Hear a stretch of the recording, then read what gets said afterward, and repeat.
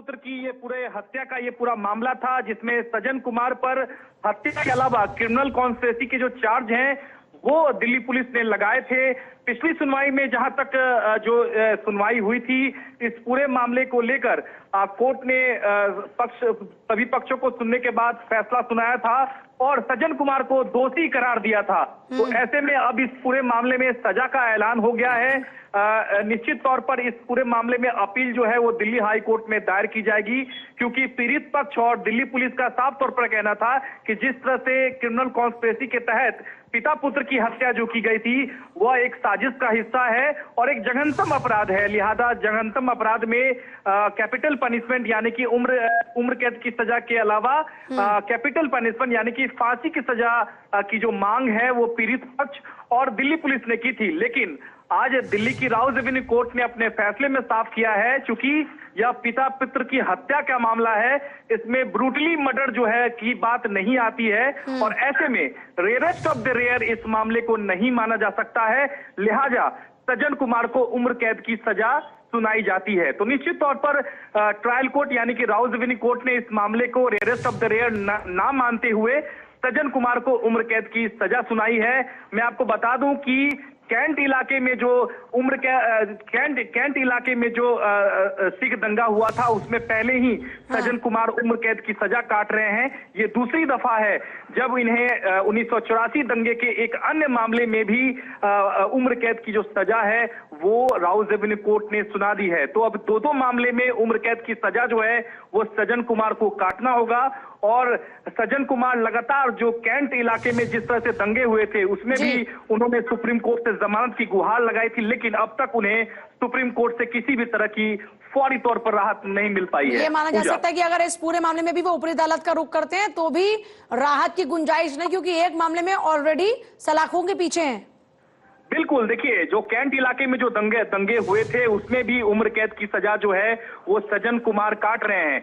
Delhi high court ने उनकी जमानत पहले ही ठुकरा दी थी और सुप्रीम कोर्ट में उन्होंने मेडिकल ग्राउंड पे और रेगुलर बेल भी मांगी थी, लेकिन सुप्रीम कोर्ट ने जमानत देने से इनकार कर दिया था। अब ऐसे में जिस तरह से सरस्वती बिहार इलाके में पिता पुत्र की जो हत्या हुई थी, अब उस मामले में भी सज्जन कुमार को उम्र कैद की सजा हुई है, तो दोहरी सजा उन्हें उम्र कैद की काटनी होगी और निश्चित तौर पर एक बड़ा झटका यहां सज्जन कुमार के लिए है, क्योंकि पहली केस में उन्हें राहत नहीं मिली थी, तो ऐसे में दूसरी केस में भी राहत मिलने की गुंजाइश बेहद कम है। लेकिन अभी भी सज्जन कुमार के पास इस केस में विकल्प है, दिल्ली हाई कोर्ट का रहता है।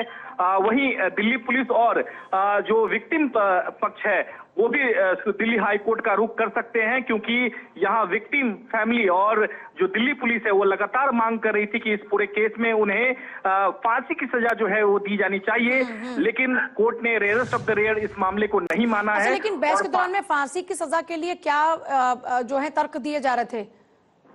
अब देखिए राउज एवेन्यू कोर्ट ने आज जो फैसला सुनाया है पूजा, उसमें सिर्फ कोर्ट का कहना था कि रेयरेस्ट ऑफ द रेयर में ही उम्र के फांसी की सजा का प्रावधान है। लिहाजा जो पिता पुत्र की जो हत्या हुई थी वो रेयरेस्ट ऑफ द रेयर की कैटेगरी में नहीं आती है।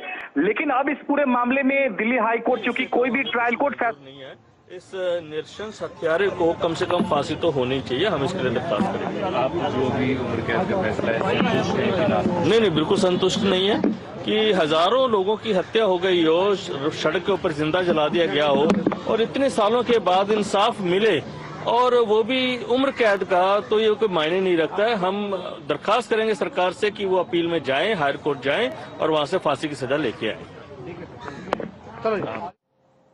ऊपरी अदालत जाएंगे और जो इस वक्त पीड़ित पक्ष के लोग हैं वो यही कह रहे हैं कि ऊपरी अदालत जाएंगे और फांसी की मांग यहाँ होनी ही चाहिए, क्योंकि इतने साल बाद मिला इंसाफ, उसमें भी उम्र कैद, ये हमको मंजूर नहीं।